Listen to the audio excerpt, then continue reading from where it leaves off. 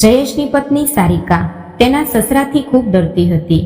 જ્યારે પણ તેના સસરા ઘરમાં પ્રવેશતા ત્યારે તે ધ્રુજવા લાગતી અને તેનો ચહેરો પીળો પડી જતો.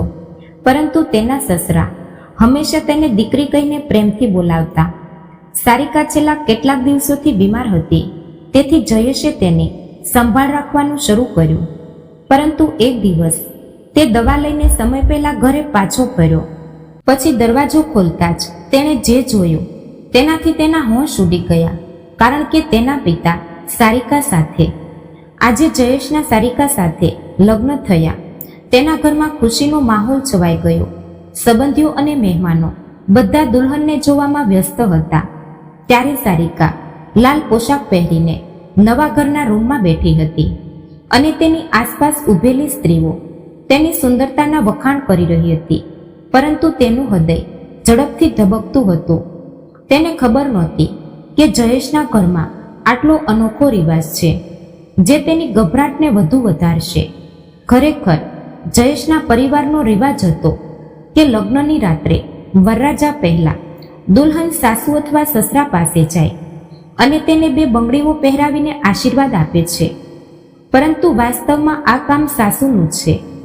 પરંતુ જયેશની માતાનું 2 વર્ષ પહેલા અવસાન થયું હતું, તેથી તેના પિતાએ આ વિધિ કરવી પડી. જ્યારે જયેશ તેના લગ્નની રાત્રે મહેમાનોને વિદાય આપી રહ્યો હતો, જેમાં તેને લગભગ 1 કલાક લાગ્યો. કલાક પછી જ્યારે તે તેની દુલ્હન એટલે કે તેના રૂમમાં પાછો જવા લાગ્યો, ત્યારે તેણે જોયું કે તેના પિતા હસતા હસતા તેના રૂમમાંથી બહાર આવી રહ્યા હતા અને તેના રૂમમાં જતા રહ્યા હતા. પછી તેના રૂમમાં પ્રવેશતા પહેલા તેણે જયેશને કહ્યું, વાહ દીકરા, તારું શું નસીબ છે કે તને આટલી સુંદર પત્ની મળી. તે એક અદ્ભુત છોકરી છે. આ કહીને જયેશના પિતા હસતા હસતા તેના રૂમમાં ગયા. જો કે જયેશે હજુ સુધી તેની નવી દુલ્હન એટલે કે સારિકાનો ચહેરો જોયો ન હતો. કારણ કે તેના ગામમાં એવી પરંપરા હતી કે લગ્ન પહેલા દુલ્હનનો ચહેરો જોવા મળતો નથી. તેના બદલે દુલ્હનનો પડદો ફક્ત લગ્નની રાત્રે જ ઊંચકવામાં આવે છે અને તે પછી જ દુલ્હનનો ચહેરો જોઈ શકાય છે. તે વિચિત્ર લાગે છે, પરંતુ આ રિવાજ હજુ પણ કેટલાક ગામોમાં અનુસરવામાં આવે છે. આમ પણ જયેશને તેના પિતાની પસંદગી પર પૂર્ણ વિશ્વાસ હતો. રૂમમાં પ્રવેશતાની સાથે જ તેણે જોયું કે તેની દુલ્હન ઘૂંઘટમાં બેઠી હતી અને તેના હાથમાં તે બંગડીઓ હતી જે તેના પિતાએ તેને પહેરાવી હતી. સારિકાના ગોરા હાથ જોઈને જયેશનું હૃદય આનંદથી ભરાઈ ગયું, કારણ કે તે સુંદરતાના દીવાના છોકરાઓમાંનો એક હતો. લગ્ન પહેલા જ્યારે તેના પિતાએ તેને શરત પૂછી હતી, ત્યારે જયેશે કહ્યું હતું કે પિતા, છોકરી સુંદર હોવી જોઈએ. તેથી જ તે સારિકાના ગોરા હાથ જોઈને જયેશ આપમેળે હસ્યો. પરંતુ જેમ જેમ તે તેની નજીક ગયો અને સારિકા પાસે બેઠો, તેણે જોયું કે તે સંપૂર્ણપણે ધ્રુજી રહી હતી. પછી જયેશે ઘૂંઘટ ઊંચક્યો અને જોયું કે તેની દુલ્હનની આંખોમાંથી આંસુ વહી રહ્યા છે. તે પણ અટક્યા વિના. જયેશ આ જોઈને આશ્ચર્યચકિત થયો. પછી તેણે કહ્યું, શું થયું સારિકા? બહાર જતી વખતે તું આટલી ડરી નહોતી. તમારા હાથ પગ એટલા ધ્રુજતા ન હતા. તું એકદમ શાંત દેખાતી હતી. આ સાંભળીને સારિકા એકદમ ચોંકી ગઈ અને જાણે ડરી ગઈ અને પાછળ હટી ગઈ. જયેશને થોડુંક વિચિત્ર લાગ્યું કે તે આટલી કેમ ડરી ગઈ છે. તેથી જ તેણે પૂછ્યું કે શું થયું સારિકા? સારિકાએ કહ્યું, તમારા પપ્પા. અને આટલું કહીને તે અટકી ગઈ. પછી જયેશે કહ્યું, હા, મને કહો, મારા પપ્પાને શું થયું? પણ પછી તે ચૂપ થઈ ગઈ અને માથું હલાવ્યું, જાણે કંઈ જ ન હોય. પછી જયેશે તેને સમજાવીને કહ્યું, જુઓ સારિકા, મારા પિતા હવેથી તમારા પિતા જેવા છે. માતા ગુજરી ગઈ છે, તેથી તેણે બંગડીઓ પહેરાવવાની વિધિ કરી. આમાં ડરવાનું શું છે? આમ કહીને જયેશે સારિકાનો હાથ પકડ્યો અને બંગડીઓ તરફ જોઈને કહ્યું, સારિકા, આ મારી માતાની બંગડીઓ છે. લગ્ન પછી જ્યારે મારી માતા આ ઘરમાં આવી ત્યારે મારી દાદીએ તેને આપી હતી. આ બંગડીઓ અમારા પરિવારમાં ખૂબ જૂની છે. તેને ક્યારેય ઉતારશો નહીં. પણ સારિકા વારંવાર દરવાજા તરફ જોઈ રહી હતી, જાણે તે કોઈની રાહ જોઈ રહી હોય. આ જોઈને જયેશે પણ દરવાજા તરફ ફરીને પૂછ્યું, તમે ત્યાં શું જોઈ રહ્યા છો? સારિકાએ કહ્યું, કંઈ નહીં. પછી જયેશે ભેટ તરીકે એક વીંટી કાઢી અને સારિકાને પહેરાવી. પણ ત્યારે પણ તેના ચહેરા પર ડર સ્પષ્ટ દેખાતો હતો અને તેની નજર દરવાજા પર એવી રીતે ટકેલી હતી કે જાણે કોઈ આવશે. પછી જયેશ પણ તેના ચહેરાને ધ્યાનથી જોઈ રહ્યો હતો. ક્યારેક તે બારી તરફ જોઈ રહ્યો હતો. આ બધું જોઈને જયેશે તેને પૂછ્યું કે સારિકા, તું શું જોઈ રહી છે? આના પર તેણે કહ્યું કે ઉપરની બારી ખુલ્લી છે, કૃપા કરીને તેને બંધ કરો. જયેશે કહ્યું કે હું તેને કેવી રીતે બંધ કરું? તો સારિકાએ ઓશીકું ઉપાડ્યું અને કહ્યું કે તે ત્યાં મૂકી દો. પણ જયેશ તેના ડર પાછળનું કારણ સમજી શક્યો નહીં. તેથી જ તેણે સીધું સારિકાને પૂછ્યું કે મને કહો કે તું કોનાથી ડરે છે? તેણે કહ્યું કે મને લાગે છે કે કોઈ અમને દરવાજામાંથી જોઈ રહ્યું છે. જયેશે કહ્યું કે તું શું બકવાસ બોલી રહી છે સારિકા? આજે રાત્રે મારા ઘરની બારીમાંથી કોણ જોશે? મારા ઘરમાં ફક્ત પિતા જ છે, પણ તે અત્યારે સૂઈ રહ્યા હશે. મારા કોઈ નાના ભાઈ બહેન નથી અને બધા મહેમાનો પણ ચાલ્યા ગયા છે. જો કોઈ મહેમાનો હોત તો પણ તેઓ આવું ન કરત. આના પર સારિકાએ કહ્યું, પણ મને ડર છે કે કોઈ ત્યાંથી ચોક્કસ ડોક્યું કરી રહ્યું છે. બસ ત્યારે જ જયેશ ઊભો થયો અને તેની ગેરસમજ દૂર કરવા માટે તેણે ખુરશી મૂકી અને ઓશીકું બારીમાં ચોંટાડી દીધું. પણ પછી જ્યારે તેણે લાઇટ બંધ કરવાનું શરૂ કર્યું ત્યારે સારિકા ઝડપથી ઊભી થઈ અને પડદો હટાવીને બારીમાંથી બહાર ડોક્યું કરવા લાગી. આ જોઈને જયેશે પૂછ્યું કે તું અત્યારે શું જોઈ રહી છે? આ સાંભળીને તેણે કહ્યું કે મને લાગે છે કે કોઈ બહાર છે. પણ હવે જયેશે ગુસ્સામાં કહ્યું કે તું શું કરી રહી છે? તે મારો આખો મૂડ બગાડી નાખ્યો છે. જુઓ, અહીં કોઈ નથી. પણ સારિકા હજુ પણ ગભરાઈ હતી. તેથી તેણે બારી ખોલી અને ડાબે જમણે જોવા લાગી. પછી તેણે બારી બરાબર બંધ કરી અને પડદા બરાબર ખેંચી લીધા. આ પછી તેની નજર બાથરૂમના દરવાજા પર ગઈ. પછી તે ઝડપથી બાથરૂમ તરફ ગઈ અને અંદર ગઈ અને એક ખૂણામાં જોવા લાગી, જાણે તે કંઈક શોધી રહી હોય. જયેશ આશ્ચર્યથી તેની સામે જોઈ રહ્યો હતો. સારિકાએ બાથરૂમનો દરવાજો ખોલ્યો અને તેમાં કંઈક ધ્યાનથી શોધવા લાગી. પછી તેણે કહ્યું કે આ દિવાલમાં કાણું શું છે? તેની પાછળ શું છે તે જુઓ. આ સાંભળીને જયેશે જઈને જોયું. દિવાલમાં એક ખૂણામાં ખરેખર એક કાણું હતું, જ્યાંથી થોડું સિમેન્ટ નીકળી ગયું હતું. જો કે તેણે પહેલા ક્યારેય જોયું ન હતું કે તે ફક્ત દિવાલ હતી. છતાં સારિકાએ કહ્યું કે કૃપા કરીને જયેશ તેને રૂમાલથી બંધ કરી દો. આ સાંભળીને જયેશે કહ્યું, આ શું બકવાસ છે સારિકા? આ સાંભળીને સારિકાએ વિનંતી કરવાનું શરૂ કર્યું, જયેશ, કૃપા કરીને રોકાઈ જાઓ. કોઈ આપણને અહીંથી જોઈ શકે છે. આ સાંભળીને જયેશે તેનો હાથ પકડીને તેને પલંગ પર બેસાડી દીધી અને તે સારિકાનો ડર સમજી શક્યો નહીં, કારણ કે તે રૂમમાં દરેક ખૂણામાં એવી રીતે શોધ કરી રહી હતી જાણે કોઈ છુપાયેલ રહસ્ય શોધી રહી હોય. જયેશે મનમાં વિચાર્યું કે કદાચ તેને ભ્રમણા થઈ હશે. જ્યારે આવા વહેમ છોકરીઓમાં વધુ હોય છે. છતાં તેણે સારિકાનો હાથ પકડીને તેને તેના ઘર વિશે કહેવાનું શરૂ કર્યું અને કહ્યું કે તેની માતાનું અવસાન થયું છે અને હવે ટૂંક સમયમાં તેને ઘરની જવાબદારી સંભાળવી પડશે. પછી તેણે જોયું કે સારિકાનું ધ્યાન હજી પણ તેના શબ્દો પર નહીં પણ બીજે ક્યાંક હતું. પછી તે તેની વાત સાંભળી રહી હતી, પણ વાસ્તવમાં તે સાંભળી રહી ન હતી, કારણ કે તેની નજર હજુ પણ રૂમમાં અહીં ત્યાં ભટકતી હતી, જાણે તે કોઈ બારી કે તિરાડ શોધી રહી હોય. જયેશે મોટા અવાજે કહ્યું, સારિકા, કૃપા કરીને મને જુઓ. તમે અહીં ત્યાં શું શોધી રહ્યા છો? પણ સારિકા પર તેની કોઈ અસર થઈ નહીં. તેથી તેણે સારિકાનો ચહેરો પકડીને પોતાની તરફ ફેરવો.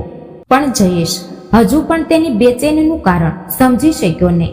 છેવટે કંટાળીને જયેશે ગુસ્સામાં મોં ફેરવી લીધું અને સૂઈ ગયો. બીજા દિવસે સવારે જ્યારે સૂર્યોદય થયો ત્યારે જયેશે જોયું કે સારિકા વહેલા ઉઠી ગઈ હતી. તે સાદા કપડાં પહેરી રહી હતી અને વાળમાં કાંસકો કરી રહી હતી. ત્યારે પણ તેના ચહેરા પર એ જ બેચેની હતી. તો જયેશે કહ્યું, હું બજારમાંથી નાસ્તો લાવીશ. આ પર સારિકાએ કહ્યું, ના, રહેવા દો, હું બનાવીશ. જયેશ હજુ પણ બેઠો હતો ત્યારે તેણે સારિકાને તેની આંખોના ખૂણામાંથી આંસુ લૂછતી જોઈ. પછી તેણે ઝડપથી તેના વાળ બાંધી દીધા અને પછી એક મોટો દુપટ્ટો લીધો જે તેના શરીરનો મોટા ભાગનો ભાગ ઢાંકીને અને પછી રૂમની બહાર નીકળી ગઈ. તે ખૂબ જ ગભરાઈ ગઈ હતી. તેણે ન તો કોઈ મેકઅપ કર્યો કે ન તો તેના ચહેરા પર સ્મિત લાવ્યો, પરંતુ સીધી રસોડામાં ગઈ. રસોડામાં ગયા પછી તે દરેક કબાટ ખોલી રહી હતી, જાણે તે વસ્તુઓ શોધી રહી હોય. આ સાથે તે તેના દુપટ્ટાની ધારથી આંસુ પણ લૂછી રહી હતી. આ બધું જોઈને જયેશ સમજી શક્યો નહીં કે તે કેમ રડી રહી છે.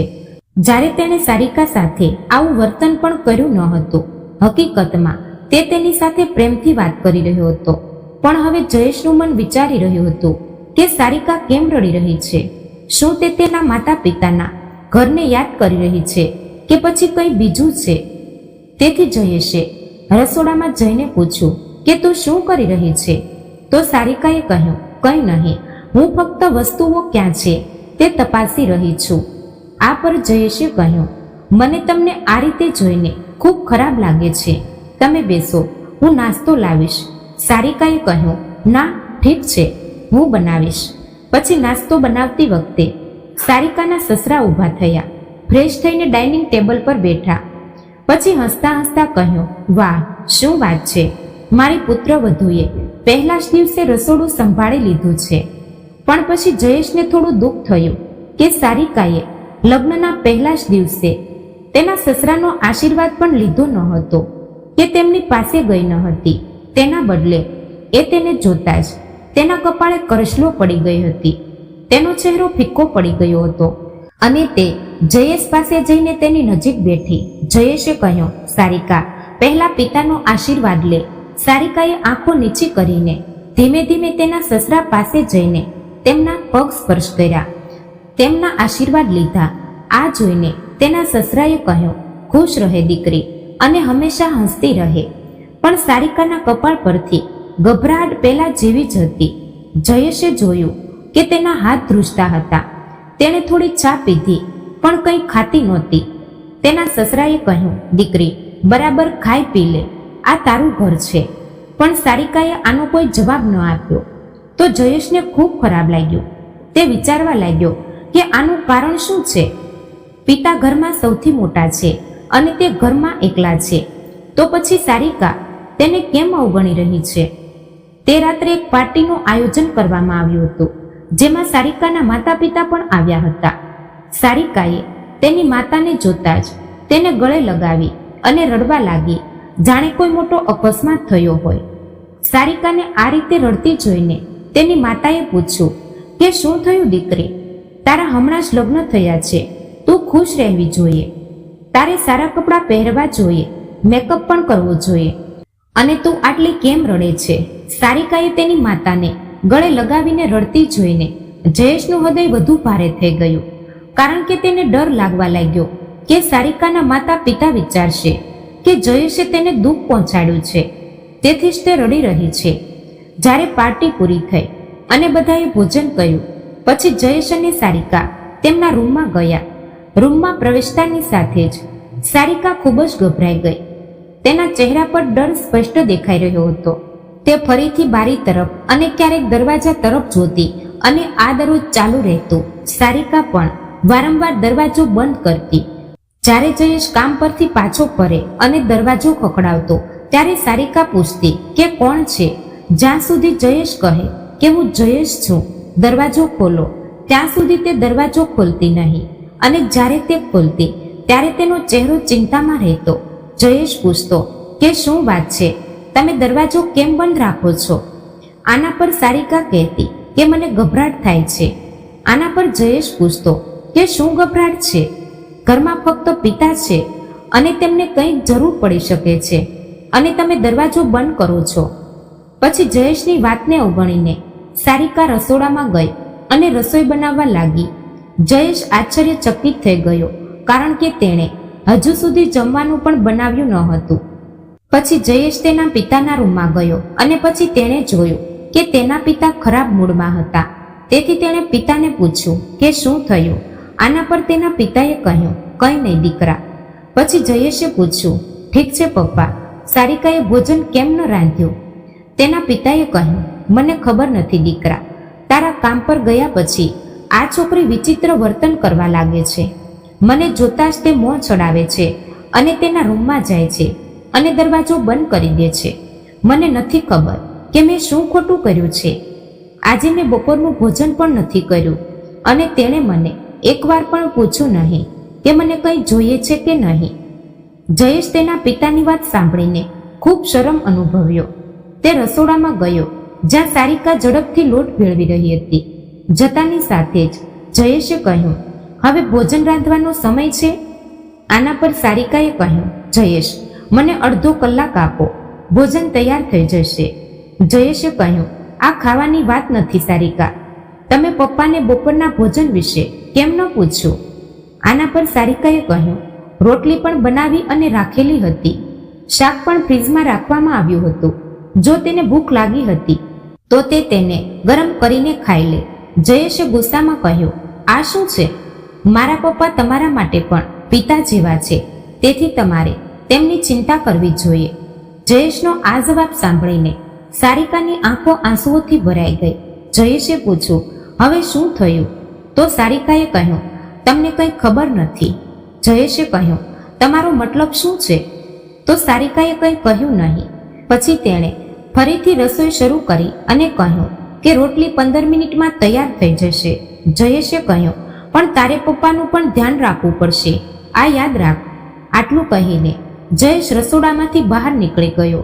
ભોજન રાંધ્યા પછી સારિકા ખાતી વખતે ચૂપ રહી, પણ પછી પણ તેના સસરા ડાઇનિંગ ટેબલ પર વારંવાર આ કહેવા લાગ્યા, સારિકા દીકરી આ ખાઈ લે, સારિકા દીકરી આ ખાઈ લે. પછી તેણે કહ્યું કે દીકરી, હું બિલકુલ તારા પપ્પા જેવો છું. જો તને કંઈ જોઈતું હોય તો મને કહે. જ્યારે હું મંદિરમાં જાઉં છું ત્યારે હું ઘરનો સામાન પણ લાવીશ. સારિકા દીકરી, તું મારી સાથે વાત કર. જો આ ઘરમાં આટલી બધી શાંતિ છે, આ શાંતિ કેમ છે? જો જયેશની માતા જીવતી હોત તો વાત અલગ હોત, પણ હવે આ શાંતિ મારા હૃદયને દુભાવે છે. તો દીકરી, તું હસીને બોલ, જેથી ઘરમાં ખુશી રહે. જો તું ન બોલે તો મને એવું લાગે છે કે મેં મારા દીકરાના લગ્ન નથી કર્યા. પણ સારિકાએ જવાબમાં એક પણ શબ્દ ન બોલ્યો. તે ચૂપચાપ ખાતી રહી અને તેણે તેના સસરા તરફ જોયું પણ નહીં. પછી જયેશને તેના આ વિચિત્ર વર્તનથી ખૂબ ખરાબ લાગ્યું.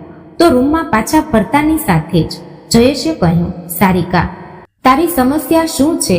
પપ્પા ડાઇનિંગ ટેબલ પર તારી સાથે વાત કરી રહ્યા હતા અને તું અજાણી વ્યક્તિની જેમ બેસીને જમતી હતી. તું એક પણ શબ્દ બોલી નહીં.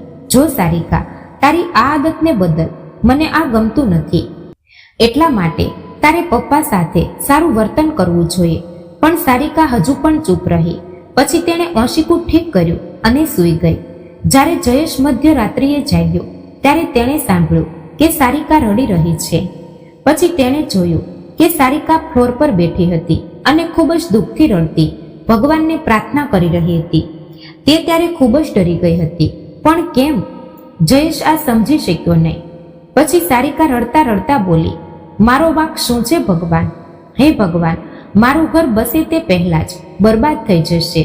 પછી તે રડવા લાગી અને કહેવા લાગી, હે ભગવાન, તે મારા પતિના પિતા છે. આ સાંભળીને જયેશનું હૃદય વધુ બેચેન થઈ ગયું. પછી તેણે ફોન તરફ જોયું. સવારના 3 વાગ્યા હતા અને કોઈ પૂજાનો સમય પણ નહોતો.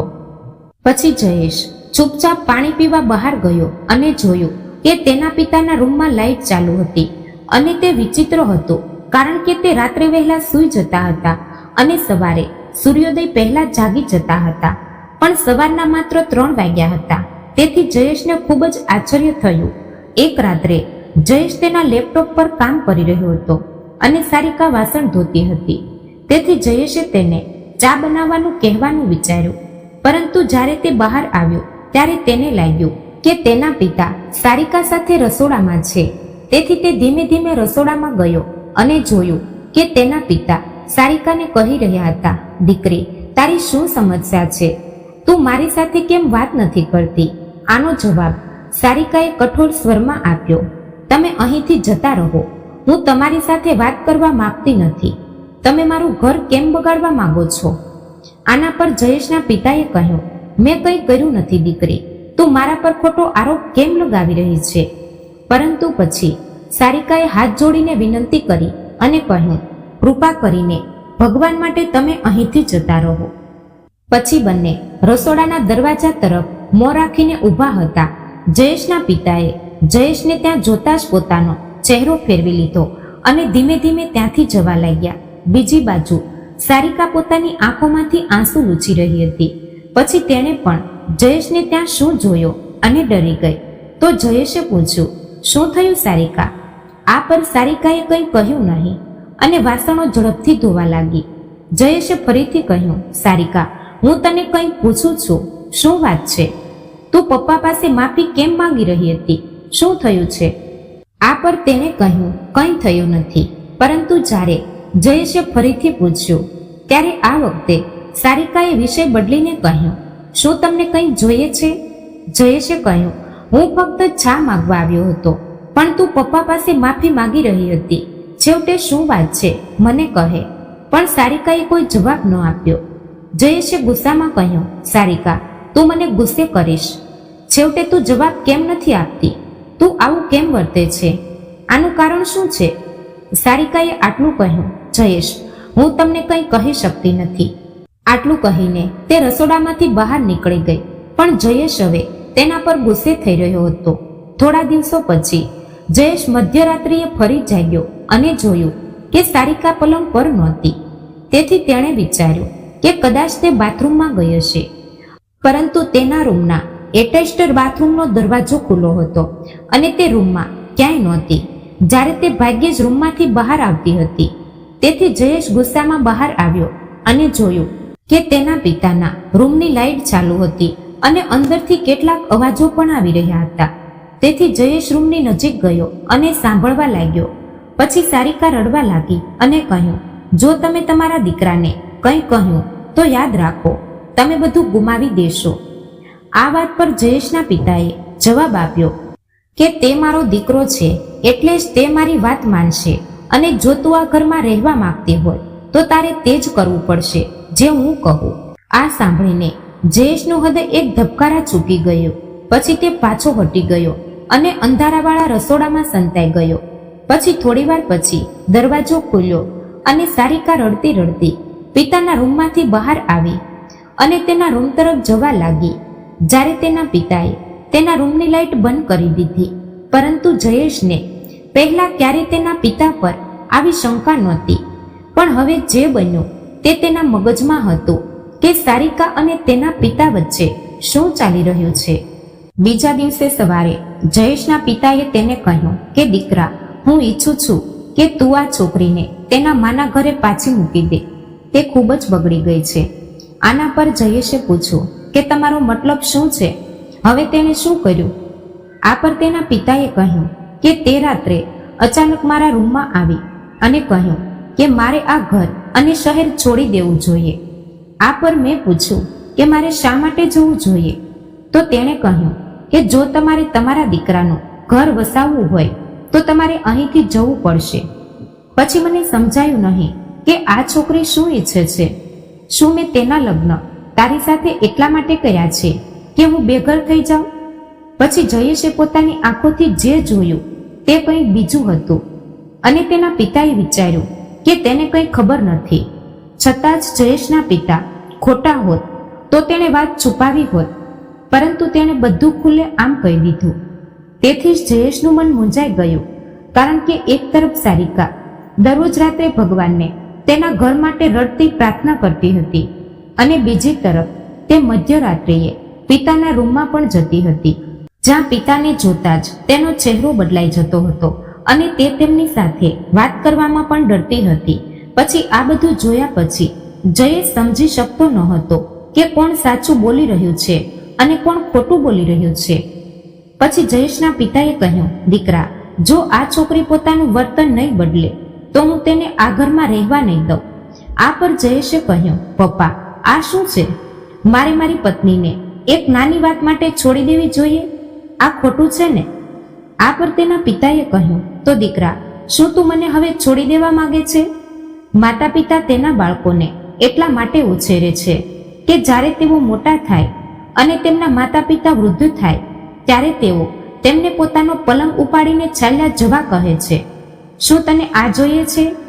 જયેશે કહ્યું, ના પિતા, મને આ નથી જોઈતું. ઠીક છે, હું સારિકા સાથે વાત કરીશ. તેના પિતાએ કહ્યું, તું વાત કર. હું તને ઘણા સમયથી કહી રહ્યો છું કે તેને સુધાર, કારણ કે તે મને ખાવા વિશે પૂછતી નથી કે મારી સાથે યોગ્ય રીતે વાત કરતી નથી. જો કે હું તેને મારા ઘરે દીકરી તરીકે લાવ્યો હતો, પણ લગ્નના પહેલા દિવસથી જ તે આવી જ છે. જ્યારે હું તમારા રૂમમાં ગયો અને તેને બંગડી પહેરાવી રહ્યો હતો, પછી તેણે પોતાનો હાથ એવી રીતે ખેંચી લીધો કે જાણે હું કંઈ ખોટું કરવા જઈ રહ્યો છું. હું સંમત છું કે મારી દીકરી નથી, પણ આનો અર્થ એ નથી કે મને દીકરીઓનો આદર કરવાનો અર્થ ખબર નથી. પછી જયેશના પિતાએ કહ્યું, જો દીકરા, કાં તો તું તેને સમજાવ અથવા તો તું તેને તેના માતા પિતાના ઘરે છોડી દે. હું તેના પરિવાર સાથે વાત કરીશ. આ પછી જયેશ તેના રૂમમાં ગયો અને જોયું કે સારિકા રડી રહી હતી. તેથી તેણે પૂછ્યું કે તને શું જોઈએ છે અને રાત્રે પપ્પાના રૂમમાં તું શું કરી રહી હતી? સારિકાએ કહ્યું, શું તમે ફક્ત તમારા પપ્પાનું સાંભળશો? શું તમે તમારી પોતાની આંખોથી કંઈ જોયું નથી? જો તમે જોયું નથી અને તમે ફક્ત તેમની વાત સાંભળશો અને તેમના પર વિશ્વાસ કરશો, તો તમે મારા પર કેવી રીતે વિશ્વાસ કરશો? આ સાંભળીને જયેશનું મન ફરવા લાગ્યું. તે વિચારવા લાગ્યો કે હવે મારે કોના પર વિશ્વાસ કરવો જોઈએ, પિતા કે સારિકા? જ્યારે પિતા સાથે એવો સંબંધ છે કે તેમની સામે ઊભા રહીને આવી વાતો પૂછવી ખૂબ જ મુશ્કેલ છે. તેથી જ જયેશ તેના પિતા પર શંકા કરી શકતો ન હતો, પરંતુ સારિકા તેની સામે હતી છતાં તે ખુલ્લેઆમ કંઈ કહી રહી ન હતી, જેના કારણે કોણ સાચું બોલી રહ્યું છે અને કોણ ખોટું બોલી રહ્યું છે તે સ્પષ્ટ નહોતું થતું. અને તેથી જ જયેશ ફક્ત ગેરસમજને કારણે સારિકાને છૂટાછેડા આપવા માંગતો ન હતો. નહીતર તેની આખી જિંદગી પસ્તાવો થયો હોત અને તેને સારિકા, તેના પરિવાર અને સમાજની નજરમાં પોતાનો બધો આદર ગુમાવી દીધો હોત. પણ આ મૂંઝવણ હજુ પૂરી થઈ ન હતી કે સારિકાની તબિયત બગડવા લાગી અને તેને વારંવાર ઉલટી થવા લાગી. આ જોઈને જયેશ ખૂબ જ ચિંતિત થયો. તેણે કહ્યું, સારિકા, આવ, હું તને ડોક્ટર પાસે લઈ જાઉં. પણ સારિકાએ કહ્યું, મારે કોઈ ડોક્ટર પાસે જવું નથી, બસ દવા લાવો, હું ઘરે પી લઈશ. પછી આ કહીને તે ખૂબ જ ગુસ્સે થઈ ગઈ. તે ગભરાતી હતી અને હંમેશા રડતી હતી. પરંતુ જ્યારે જયેશે તેને કારણ પૂછ્યું ત્યારે તે આ વિષય ટાળી દેતી. જો કે હવે તે તેના સસરાને બપોરે ખાવા વિશે પૂછવા લાગી હતી, પરંતુ તે તેમની સાથે બેસીને વાત કરતી નહોતી. જયેશના પિતા પણ મોટા ભાગે તેમના રૂમમાં જ જતા રહેતા હતા. જયેશે સારિકાને ઘણીવાર ડોક્ટર પાસે જવા કહ્યું, જેથી તેની બીમારીનું નિદાન થઈ શકે, પરંતુ તેણે દર વખતે ના પાડી. પરંતુ હવે તેનો ચહેરો ફીકો પડવા લાગ્યો હતો. એક દિવસ જયેશ કામ પરથી વહેલો ઘરે પાછો ફર્યો અને સારિકાની દવા પણ પોતાની સાથે લઈ આવ્યો. પરંતુ ડોક્ટરે તેને કહ્યું હતું કે બીમારીનું નિદાન આ રીતે થઈ શકતું નથી, તેથી સારિકાને લાવવી પડશે. પછી જયેશે પણ નક્કી કર્યું કે તે તેને બળજબરીથી ડોક્ટર પાસે લઈ જશે. પરંતુ જ્યારે તે ઘરે આવ્યો ત્યારે તેણે દરવાજો ખોલ્યો અને અંદર ગયો તો તેણે જે દ્રશ્ય જોયું તે તેને આશ્ચર્યચકિત કરી ગયું.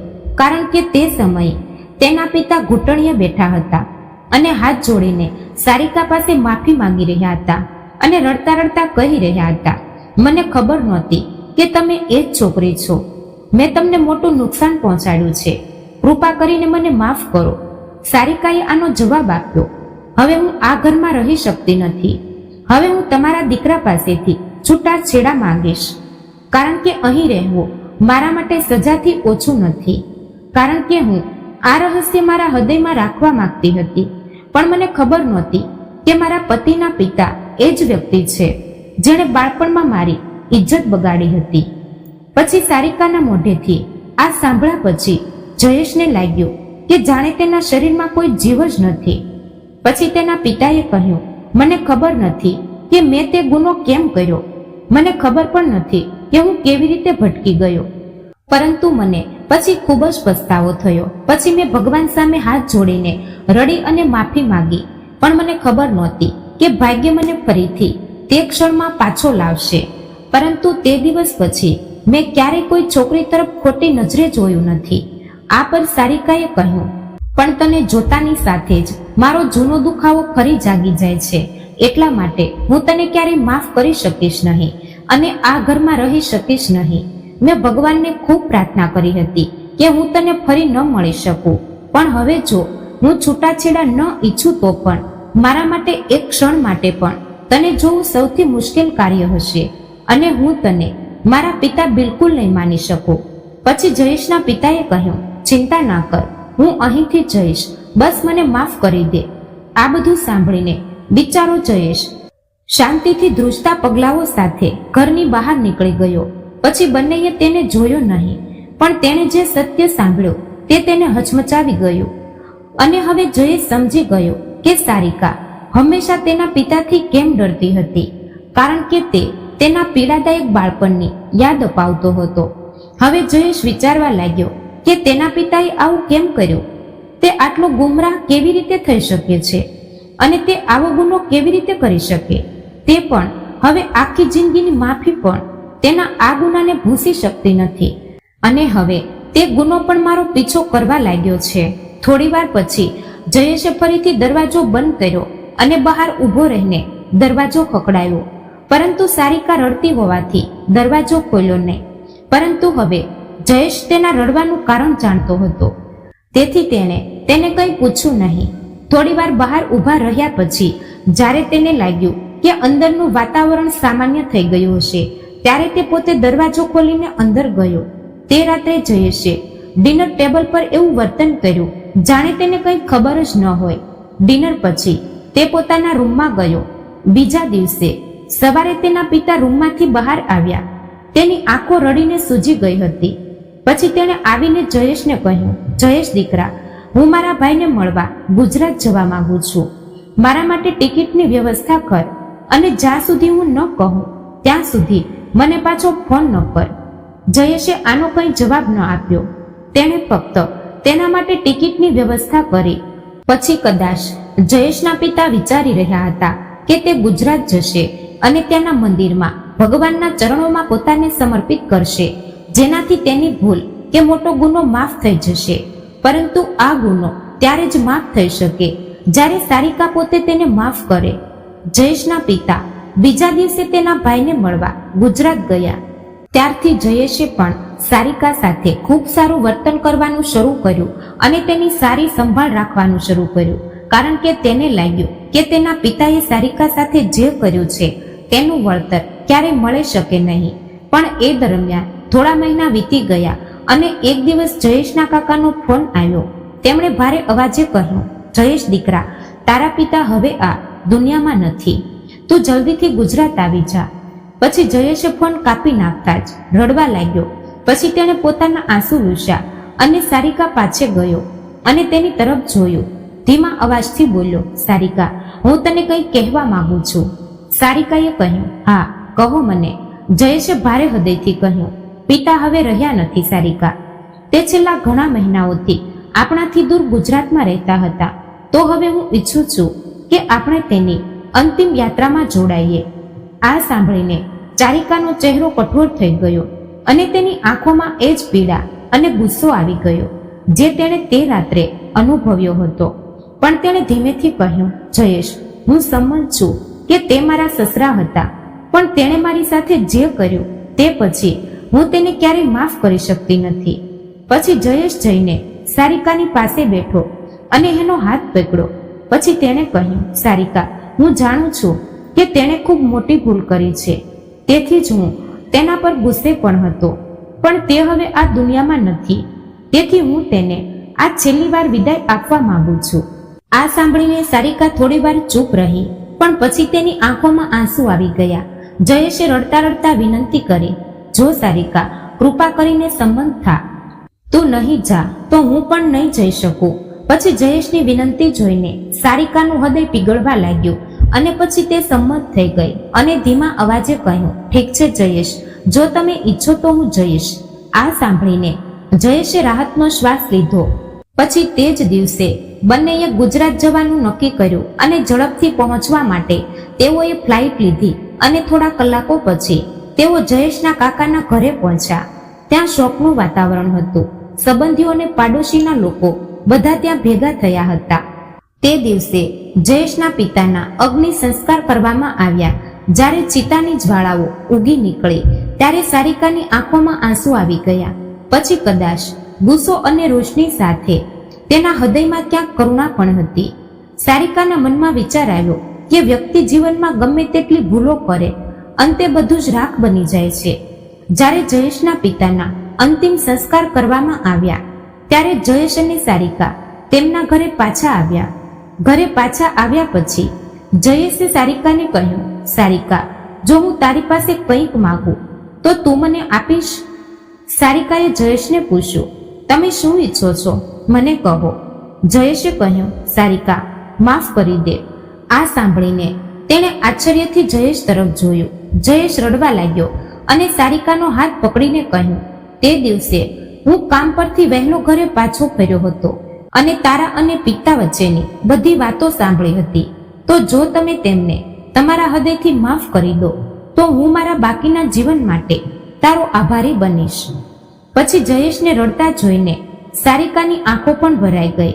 પછી તેણે ધ્રુજતા અવાજે કહ્યું, જયેશ, હું તમારા માટે મારી બધી ફરિયાદો ભૂલી શકું છું, તેથી તમારી ખુશી માટે મેં તેને માફ કરી દીધા. જયેશે તેના આંસુ લૂછતા સારિકા તરફ જોયું. પછી તેના મનમાં ફક્ત એક જ વિચાર આવ્યો, ખરેખર ફક્ત એક સ્ત્રી જ આટલું મોટું હૃદય અને આટલી ધીરજ ધરાવી શકે છે, પુરુષ નહીં. તો મિત્રો, વાર્તા પસંદ આવી હોય તો ચેનલને લાઈક અને સબસ્ક્રાઇબ જરૂરથી કરી દેજો, જેથી કરીને અમારા વિડીયોની માહિતી તમને મળતી રહે. તો ફરી મળીશું એક નવી વાર્તા સાથે. ત્યાં સુધી આપ સૌને જય શ્રી કૃષ્ણ, રાધે રાધે, હર હર મહાદેવ.